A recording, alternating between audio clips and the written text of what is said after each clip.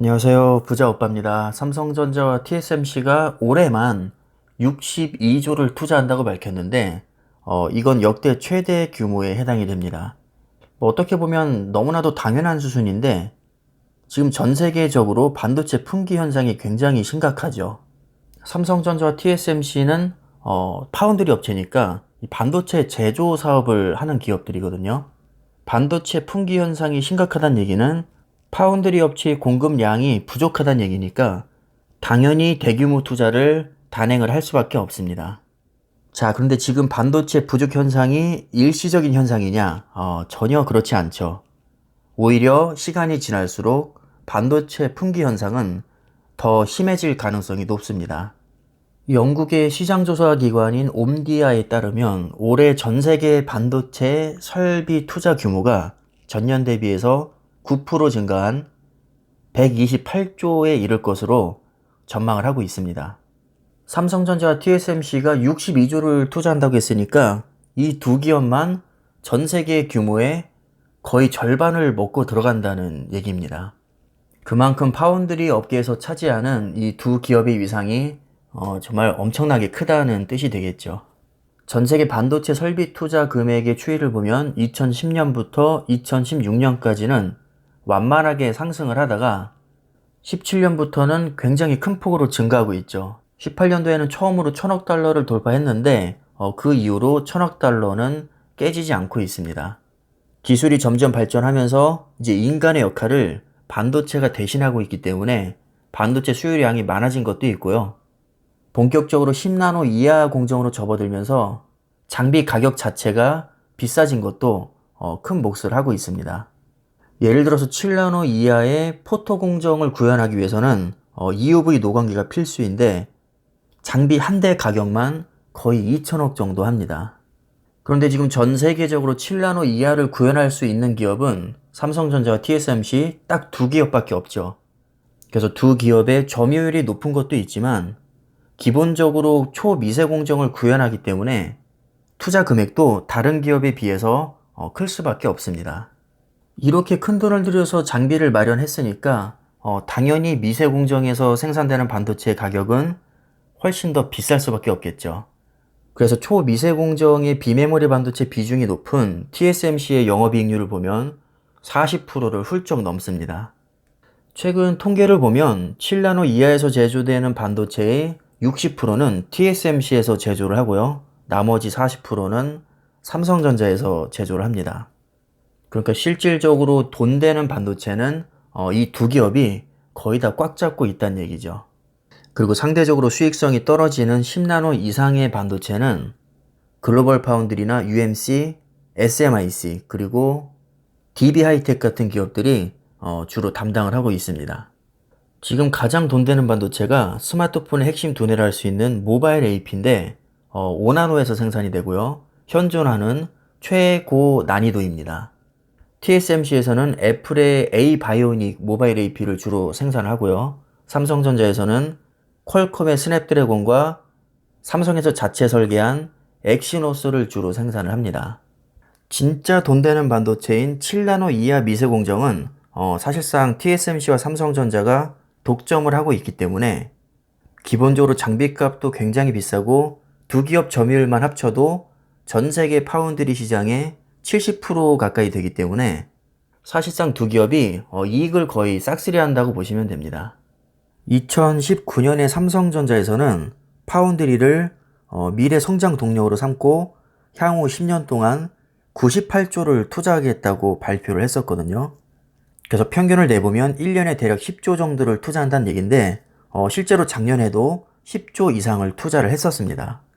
올해도 지금 10조 이상으로 잡혀 있는데 놀랍게도 올해는 30조 이상을 투자합니다. 심지어 파운드리에 올인하고 있는 TSMC보다도 올해만 놓고 봤을 때는 더 많은 돈을 투자를 하죠.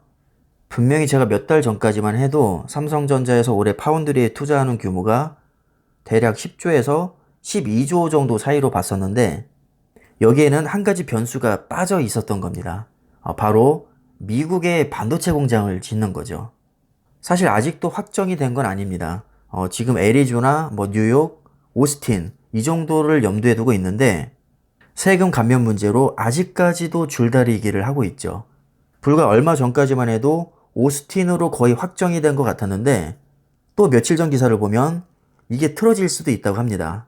만약에 미국과 협상이 다 결렬이 되면 국내로 다시 돌아올 수 있다고 하는데 지금 정치권에서도 삼성전자에게 리쇼어링 러브콜을 보내고 있는 상황입니다.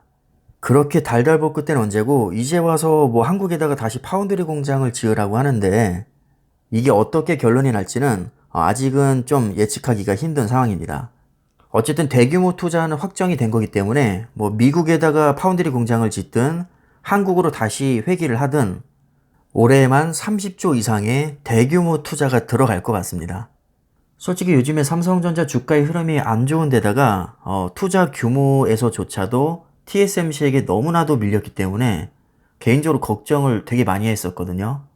근데 가장 최근의 통계를 보면 오히려 TSMC보다도 삼성전자가 더 많은 투자를 한다고 하니까 근심 걱정이 한순간에 싹 다 달아났습니다.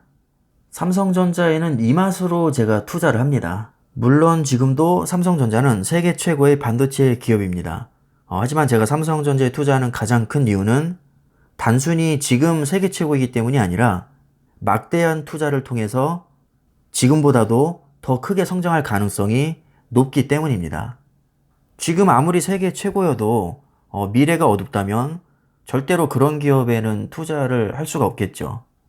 결국에 주가라는 것은 미래 가치가 선반영되는 것이기 때문에 어떤 분야에 얼마나 많은 돈을 투자하는지가 저는 가장 중요하다고 생각을 합니다. 앞으로 4차 산업혁명은 무조건 올 수밖에 없는데 미래의 반도체는 쌀의 비유가 됩니다. 그만큼 없어서는 안 될 존재인데 이미 메모리 반도체는 뭐 압도적인 세계 1위이고 비메모리 반도체의 핵심이라 할 수 있는 파운드리에서 현재 50% 넘는 점유율로 압도적인 세계 1위를 하고 있는 TSMC보다도 더 많은 돈을 투자한다? 이거 하나만으로도 삼성전자에 투자할 이유는 충분하다고 봅니다. 지금도 반도체가 없어서 난리고 가격도 이미 급등을 하고 있죠. 그리고 시간이 지날수록 반도체 수요량은 폭발적으로 늘어날 수밖에 없기 때문에 망할래야 망할 수가 없는 사업입니다. 더구나 지금 TSMC 외에는 딱히 경쟁자도 없습니다. 이미 인텔조차도 초미세공정 경쟁에서 탈락을 했기 때문에 TSMC와 삼성전자가 신나게 나눠먹을 일만 남았습니다. 저는 벌써부터 그림이 그려지거든요. 삼성전자가 파운드리로 언젠가는 대박을 쳐서 주가를 떡상시킬 거라고 저는 확신을 하고 있습니다. 이렇게 기업에 대한 확신이 있는 투자자의 관점에서는 주가가 기어가는 게 오히려 고맙게 느껴지기까지 합니다. 왜냐하면 어차피 언젠가는 떡상할 건데 지금 신나게 오르는 것보다 천천히 올라서 내가 수량을 더 모으는 게 훨씬 더 이득일 수 있거든요. 이게 근거 없는 자신감이나 뭐 허황된 꿈이 아닌 게 실제로 엄청난 돈을 투자를 하고 있고 미래가 굉장히 밝은 분야이기 때문입니다. 제가 지금까지 봐온 삼성전자라는 기업은 말로만 허풍 떠는 기업이 아니라 실제로 천문학적인 투자금을 쏟아붓는 기업입니다. 만약에 말로만 허풍을 떨고 실제로 계획대로 이행을 하지 않았다면 저는 진작에 삼성전자의 투자금을 뺐을 겁니다. 자, 하지만 여러분들도 아시다시피 삼성전자는 진짜 한다면 하는 기업이죠. 올해 설비 투자 예상 금액만 봐도 30조가 훌쩍 넘습니다. 이것은 기존에 약속했던 10년간 98조의 평균 금액인 10조를 3배 이상 초과하는 수치입니다. 오늘 제가 이 기사를 보면서 역시 내가 삼성전자에 투자하길 잘했구나 이런 생각이 또 들었고요. 앞으로도 수량을 계속 늘려야겠다는 생각을 했습니다. 지금 2달 동안 고점 대비해서 한 15% 정도 빠졌다고 해서 뭐 삼성전자 구리다고 하시는 분들이 있는데 잘 보시면 삼성전자뿐만 아니라 미국 우량주들도 마찬가지고요. 국내에 있는 대다수의 종목들이 많이 하락을 했습니다. 이건 삼성전자 자체의 문제가 아니라 외부적인 요인으로 하락을 한 것이기 때문에 삼성전자를 매도할 이유는 없다고 봅니다. 적어도 저의 관점에선 그렇고요. 오히려 주가가 올라도 삼성전자의 기업의 가치가 훼손이 된다면 그건 매도하는 게 맞고요. 반대로 주가가 빠져도 오히려 기업의 가치가 올라간다면 추가 매수하는 게 제 기준에서는 맞다고 봅니다. 오늘도 저는 삼성전자 주식을 매수해야 될 이유를 확인을 했기 때문에 당연히 추가 매수를 계속 이어나갈 겁니다. 여러분들도 어떤 기업에 투자를 하시든지 단기적인 주가의 흐름이 아닌 기업의 가치를 보고 투자하시기를 바라겠습니다. 자, 내일부터는 다시 주식시장이 개장이 되죠. 주말은 푹 쉬어서 좋긴 한데 역시 주식이 개장을 안 하니까 몸이 근질근질합니다. 내일 오전 9시 또 금방 오겠죠. 빨리 자야 또 내일 아침이 빨리 올 테니까 자, 오늘 영상은 여기까지 하겠습니다. 감사합니다.